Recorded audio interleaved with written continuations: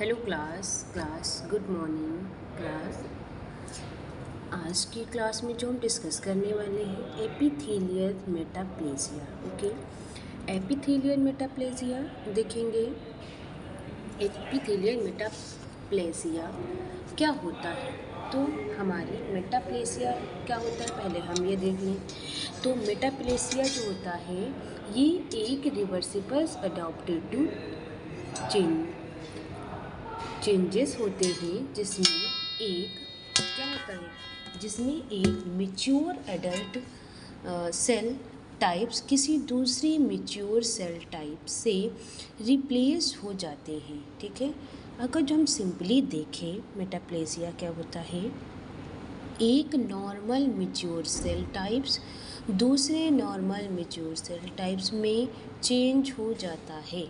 ये changes regularly chronic irritations, inflammations, infections या environmental stress के रिस्पॉन्स में क्या होता है ये। अगर जिसके इम्पोर्टेंस की बात करें तो मेटाप्लेजिया खुद कैंसर नहीं होता और जनरली रिवर्सिबल्स होते हैं अगर इरिटेटिंग्स कॉज रिमूव कर दिया जाए, लेकिन प्रोलॉन्गेड मेटाप्लास्टिक चेंज के साथ डिस्प्लेसिया और कैंसर का रिस्क बढ़ा सकते हैं। ठीक, तो हम बात करेंगे एपिथेलियल मेटाप्लेसिया। एपिथेलियल मेटाप्लेसिया क्या होता है कि जब एक टाइप का एपिथेलियल टिश्यू दूसरे टाइप्स के एपिथेलियल टिश्यू में ट्रांसफॉर्म हो जाता है, उस एपिथेलियल मेटाप्लेसिया उस कहते हैं। फिर इसमें क्या होता है कि हम अगर जो बात करें कि हमारी मेटाप्लेजिया खुद कैंसर से नहीं होती हैं और वो जनरली रिवर्सिबल्स होती हैं अगर इरिटेटिंग्स कॉज रिमूव कर दिए जाएं, लेकिन प्रोलॉन्गेड मेटाप्लेजिया चेंजेस के साथ डिस्प्लेसिया और कैंसर का रिस्क क्या करते हैं, बढ़ा सकते हैं। ठीक है, एपिथेलियल मेटाप्लेजिया की हम बात करें तो इसमें क्या होता है कि जब एक टाइप का एपिथेलियल टिश्यू दूसरे टाइप्स के एपिथेलियल टिश्यू में ट्रांसफॉर्म हो जाता है और एपिथेलियल मेटाप्लेजिया उसे क्या कहते हैं, एपिथेलियल मेटाप्लेजिया कहते हैं। एपिथेलियल मेटाप्लेजिया के दो मेन टाइप्स होते हैं, जैसे कि स्क्वैमस मेटाप्लेजिया और कॉलमन। ठीक है, मेटाप्लेजिया तो स्क्वैमस मेटाप्लेजिया में क्या होता है कि ये मेटाप्लेजिया में normally represent epithelial cell replace होकर स्ट्रैटिफाइड स्क्वैमस एपिथेलियम में डेवलप करते हैं। ये जनरली क्रोनिक इरिटेशंस के रिस्पॉन्स में होते हैं। क्रोनिक इरिटेशन हो सकता है कि जैसे कि हम बात करें इसके मैकेनिज़्म में करके केमिकल्स की, तो रिपीटेड फिजिकल्स इरिटेशंस, ठीक है, chemicals smoking chemicals etcetera, infective तो क्रोनिक इन्फेक्शंस। ओके, तो जैसे कि हमारी ब्रोंकियल्स इस क्रोनिक स्मोकर्स, तो नॉर्मली ब्रोंकियल्स की लाइनिंग होती है, तो एपिडोम स्ट्रैटिफाइड कोलमस क्लिकली एपिथेलियम्स होते हैं। ये क्रोनिक स्मोकिंग में सिगरेट स्मोकिंग और कंटिन्यूसली ब्रोंकायल एपिथेलियम को इरिटेट कर सकते हैं। ठीक है, ये chronic smoking, chronic irritations, epithelium adaptations, squamous metaplasia यानी कि फिजोसाइटोसिस क्लिनिकली कोलुमर्स एपिथेलियम में स्ट्रैटिफाई स्क्वैमस एपिथेलियम में होते हैं। ठीक है, व्हाट डज द हैपेंस, क्या होता है, बॉडी एक ऐसी एपिथेलियम को डेवलप करती है जो क्रोनिक इरिटेशन को बेटर टॉलरेट कर सके। ओके, लेकिन ये क्या होते हैं, एक डिसएडवांटेजेस है। नॉर्मल सिलिटेटेड एपिथेलियम में सिलिका होते हैं जो म्यूकस और फोरेजियस पार्टिकल्स को बाहर मूव करने में हेल्प करते हैं। तो स्क्वैमस एपिथेलियम में ये नॉर्मल क्लियरली फंक्शंस होता है। तो स्क्वैमस मेटाप्लेजिया प्रोटेक्टिव एडॉप्टेशंस और but loss of normal functions होते हैं। तो क्या होगा, अगर जो हम इसमें बात करें तो क्रोनिक स्मोकिंग में ब्रोंकियल का pseudo stratified ciliated columnar epithelium में stratified columnar epithelium is a classical important of squamous metaplasia. ठीक है, फिर हम बात करेंगे कोलमस मेटाप्लेसिया की। तो कोलमस मेटाप्लेसिया में क्या होता है? तो कोलुमेट मेटाप्लेसिया में एपिथेलियल सेल्स कोलमस टाइप में ट्रांसफॉर्म हो जाते हैं। ठीक है, जैसे कि इंटेस्टाइनल्स मेटाप्लेसिया इन क्रोनिक गैस्ट्रिक अल्सर। तो नॉर्मली स्टमक की लाइनिंग सिंपल कोलोमर्स एपिथेलियम्स होती हैं। क्रोनिक इरिटेशंस इन्फ्लेमेशंस के कंडीशंस में गैस्ट्रिक म्यूकोसा में इंटेस्टाइनल टाइप्स एपिथेलियम डेवलप हो सकता है। इसको इंटेस्टाइनल्स मेटाप्लेसिया कहते हैं। ठीक है, तो ये क्या होता है? ये क्रोनिक गैस्ट्रिक इरिटेशन इन्फ्लामेशन। पहला पॉइंट क्या होगा कि क्रोनिक गैस्ट्रिक इरिटेशन इन्फ्लामेशन, हमारे गैस्ट्रिक में इरिटेशन या इन्फ्लामेशन क्रोनिक हो जाएगा। फिर क्या होगा? गैस्ट्रिक एपिथेलियम एडॉप्टेशन होगा और इंटेस्टाइनल टाइप एपिथेलियम्स होगी। फिर इंटेस्टाइनल मेटाप्लेसिया होगी। ठीक है, तो इंटेस्टाइनल मेटाप्लेसिया को प्री माइग्रेटिंग चेंजेस माना जा सकता है और स्पेशली पेरिस्टेटिस कंडीशंस में, because long standing metaplasia can be the associated with dysplasia and increase the cancer risk. ठीक है, अब हम बात करेंगे मैकेनिक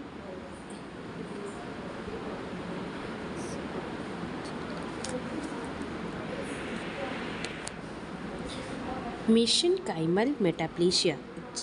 अब एपिथेलियल टिश्यू को इंसर्टेड अगर मेसेनकाइमल्स कनेक्टिव टिश्यू का एक एडल्ट टाइप दूसरी एडल्ट मेसोकाइमल्स टिश्यू टाइप में चेंज हो तो इसे मेसोकाइमल्स मेटाप्लेसिया कहते हैं।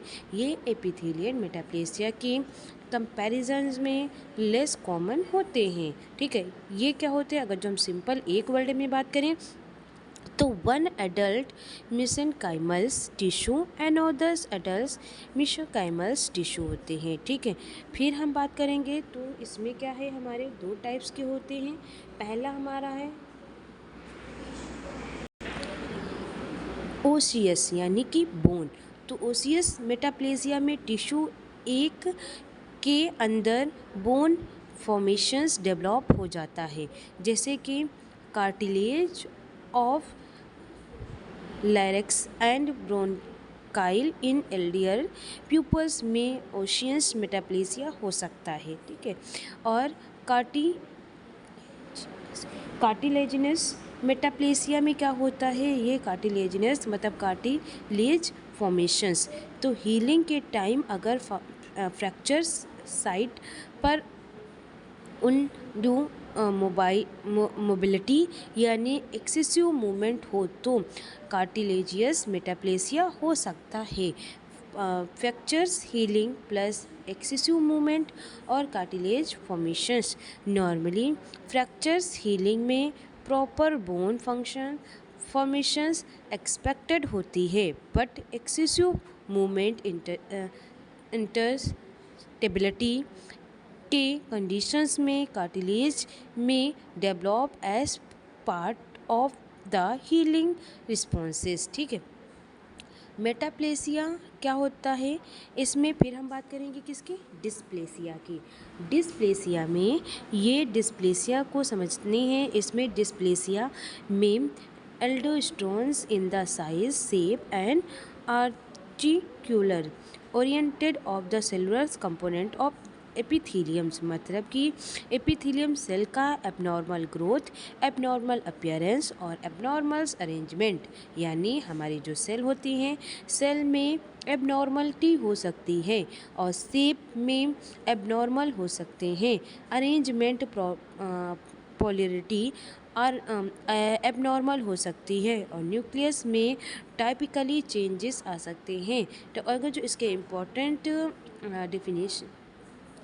डिफ्रेंशिएट की बात करें तो मेटाप्लेसिया क्या होता है? सेल टाइप्स चेंजेस होते हैं। Dysplasia cell because abnormal in the appearance and arrangement. Okay, फिर हम बात करते हैं एपिथेलियल डिस्प्लेसिया। तो इसमें क्या होता है, एपिथेलियम डिस्प्लेसिया की बात करें तो एपिथेलियम डिस्प्लेसिया में हिस्टो मार्फोलॉजिकल्स एंड हिस्टोपैथोलॉजिकल्स एबनॉर्मलिटीज़ डेवलप होती हैं।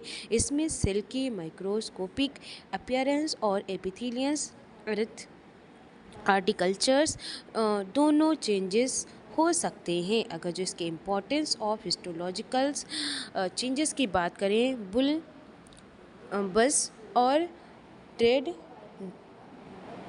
ट्रेड रूप सेप्ड रेट राइडिस्ट, तो नॉर्मली एपिथेलियन रेट राइडिस्ट रिलेटिवली रेगुलर अरेंजमेंट में होती है। डिस्प्लेसिया में ये बुलबस या ट्रेड ड्रॉप या सेप्ड हो सकती हैं। ठीक है, normal regular rate red jets dysplasia in large या बुलबस या ट्रेड ड्रॉप सेप्ड रेड रिजल्ट। ठीक है, लॉस ऑफ पोलरिटी की हम बात करें तो इसमें क्या होता है कि लॉस ऑफ पोलरिटी मीन्स कि नॉर्मली एपिथेलियल सेल का प्रॉपर ओरिएंटेशंस होता है। सेल एक ओरिजिनेटेड डिस्क्रिप्शंस में अरेंज होते हैं। डिस्प्लेसिया में ये ऑर्गेनाइजेशन डिस्टर्ब हो जाती है, इनको लॉस ऑफ पोलरिटी कहते हैं। ठीक है, ये इसमें फिर है केराटिनाइजेशंस ऑफ एपिथेलियम पाइलर्स। इसमें क्या होता है, डिस्प्लेशिया एपिथेलियम में एबनॉर्मल केराटिनाइजेशंस हो सकती हैं।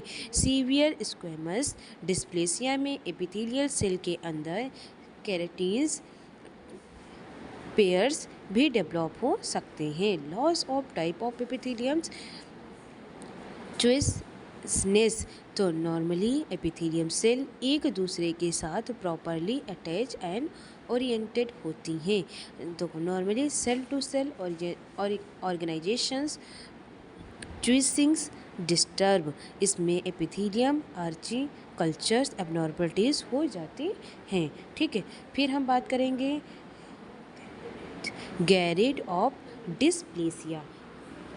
ग्रेड्स ऑफ डिस्प्लेसिया की बात करें तो माइल्ड डिस्प्लेसिया, इसमें हम देखेंगे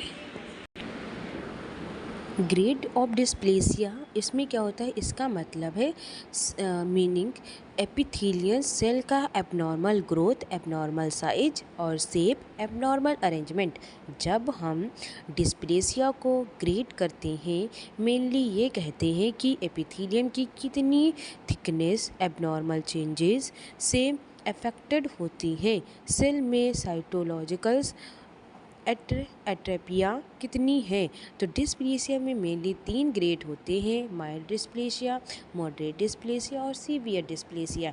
और जब पूरी थिकनेस को एपिथेलियम डिस्प्लेसिया हो जाती है तो बेसमेंट मेम्ब्रेन इंटैक्ट होती है, इसे कार्सिनोमा इन टिश्यू कहते हैं। माइल्ड डिस्प्लेसिया की बात करें तो माइल्ड डिस्प्लेसिया का रिलेटिवली अर्लियर और लेस सीवियर ग्रेड है। इसमें epithelium cell mainly abnormal changes present होती हैं, लेकिन ये क्या करते हैं, changes mainly lower 1/3 of the epithelium तक लिमिटेड रहते हैं। इस स्टेज में साइटोलॉजिकल्स एटाइपिया मिनिमल्स होती हैं, मतलब सेल का साइज, शेप और न्यूक्लियस में चेंजेस बहुत सीवियर होता है।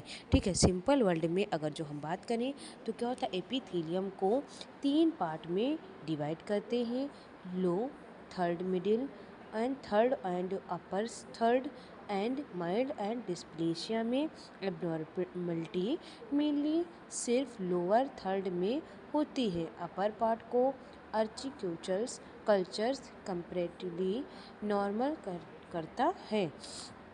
ठीक है। मॉडरेट डिस्प्लेसिया की अगर जो हम बात करें तो इसमें क्या होता है, मॉडरेट डिस्प्लेसिया में एबनॉर्मल आर्टिकल्चर्स चेंजेस माइल्ड डिस्प्लेसिया से ज़्यादा एक्सटेंसिव होते हैं।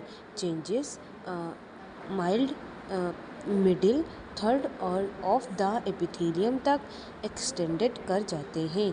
इस स्टेज में सेलुलर्स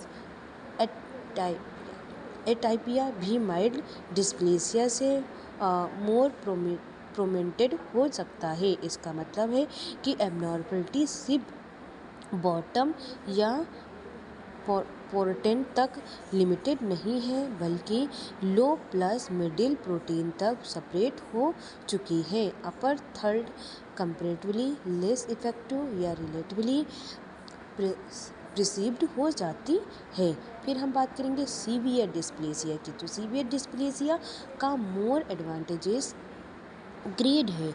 इसमें एपिथेलियम्स आर्टिकल्चर्स को मोर देन 2/3 पर टोन्स सिग्निफिकेंटली डिस्टर्ब होते हैं और इसके साथ मार्क्ड साइटोलॉजिकल एटाइपिया प्रेजेंट होते हैं, यानी एबनॉर्मल सेल और abnormal arrangement almost epithelium thickness के मेजॉरिटी पार्ट में प्रेजेंट होते हैं। सेल के साइज, शेप और nucleus structures, popularity and arrangement में कंसिडरेटेड एबनॉर्मलिटीज हो सकती है।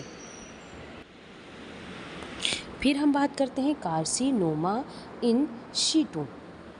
इसमें क्या होता है, अब क्या होता है, सीवियर डिस्प्लेसिया के बाद एक वेरी इंपॉर्टेंट कॉन्सेप्ट है जो कार्सिनोमा इन सीटू CIS जिसको बोलते हैं। जब पूरी थिकनेस और एपिथेलियम डिस्प्लेसिया चेंज शो करता है, यानी full thickness epithelium dysplasia present होते हैं लेकिन बेसमेंट मेम्ब्रेन इंटैक्ट रहती है, तो इसे हम कार्सिनोमा इन सीटू कहते हैं।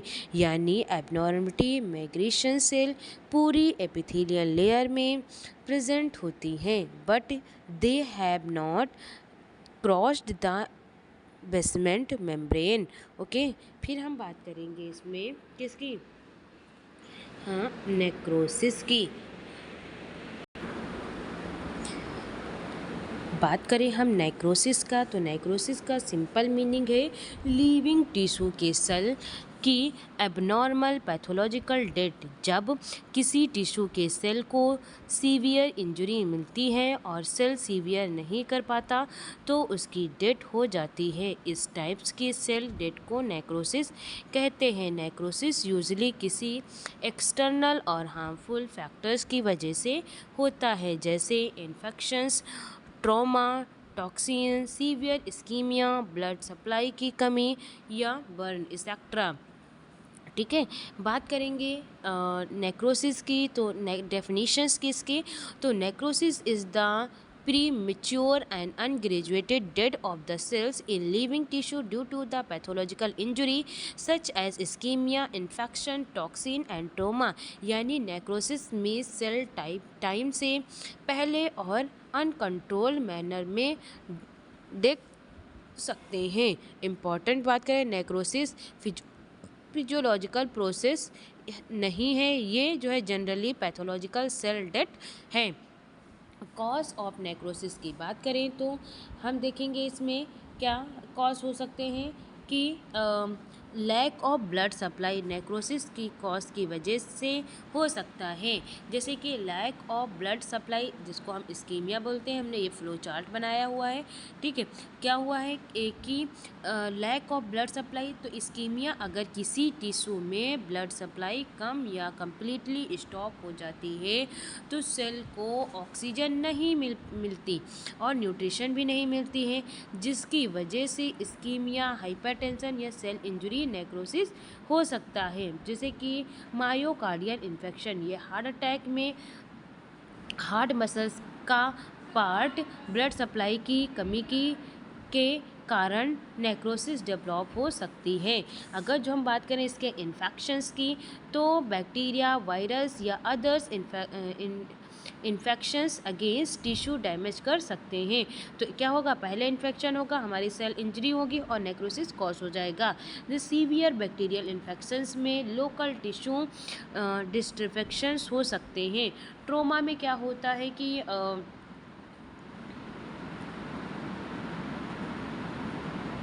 बात करें हम ट्रोमा की, तो ट्रोमा में हमारे फिजिकल्स इंजरी जैसे कि एक्सीडेंट हो गया या हमें क्रश इंजरी हो गया, सीवियस मैकेनिकल्स इंजरी हो गए, सेल के डायरेक्टली डैमेज कर सकते हैं।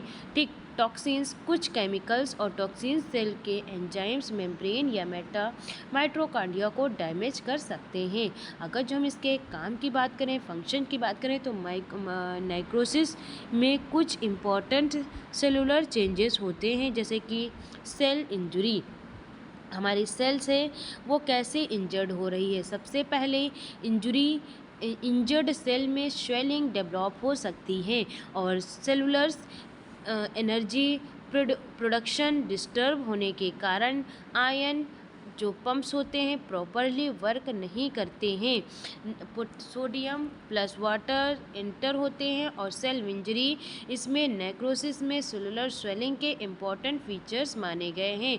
फीचर्स ऑफ सेल मेम्ब्रेन, तो सीवियर इंजरी के बाद सेल मेम्ब्रेन डैमेज होती हैं।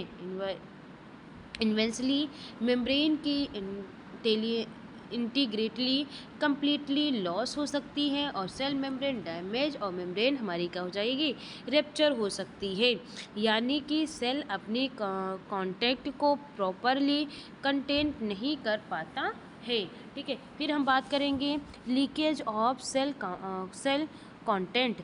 जब सेल मेम्ब्रेन रप्चर हो जाती है तो सेल के अंदर के कंटेंट्स सराउंडिंग टिश्यू में लैक होने लगते हैं, मतलब कमी होने लगती है, जैसे कि एंजाइम हो गया, प्रोटीन हो गया और सेलुलर कंपोनेंट्स हो गए। तो इसमें क्या होते हैं, ये लीकेज सब्सटेंसेस सराउंडिंग टिश्यू को फर्दर डैमेज कर सकते हैं। फिर हम बात करेंगे इसमें क्या, इन्फ्लामेटरी रिस्पॉन्सेस। तो नेक्रोसिस एक वेरी इंपॉर्टेंट फीचर्स है जिसको हम इन्फ्लामेशन बोलेंगे। जब सेल मेम्ब्रेन रप्चर हो जाती है और इंट्रासेलुलर कांस्टेंट बाहर निकलते हैं तो बॉडी का इम्यून सिस्टम्स एक्टिवेट हो जाता है। जैसे कि हम रिजल्ट की बात करें तो नेक्रोसिस सेल कांटेक्ट रिलीज और इम्यून सिस्टम एक्टिवेट और इन्फ्लामेशन कॉज, जिससे इसीलिए नेक्रोसिस जनरली इन्फ्लामेशंस रिस्पॉन्सेस को प्रोड्यूस करता है। नेक्रोसिस का कंप्लीट प्रोसेस अगर जो हम देखें तो इसको फ्लो चार्ट की तरह भी हम याद कर सकते हैं। पहले क्या करेंगे, सेल हमारी इंजर्ड हुई, फिर वो क्या हुआ, सेल हमारी डैमेज हुई, नेक्स्ट हमारी एटीपी या एनर्जी क्या हुई, डिस्टर्ब हुई, फिर हमारी सेल क्या हो गई, स्वेल हो गई और ये ऑर्गन्स क्या होंगे, डैमेज हो गए, सेल मेम्ब्रेन भी हमारी डैमेज हो गई, सेल हमारी रप्चर हो गई, सेल कंटेंस लैक हो गया और इन्फ्लामेटरी रिस्पॉन्स होने लगा, सराउंडिंग टू टिश्यू हमारी डैमेज हो गई। ठीक है, तो ये हमारा था कि पूरा नेक्रोसिस कैसे हमारी सेल डैमेज हो रही हैं। ठीक है, अगर जो हम इसके गैंग्रीन की बात करें तो इसमें क्या है कि हमारे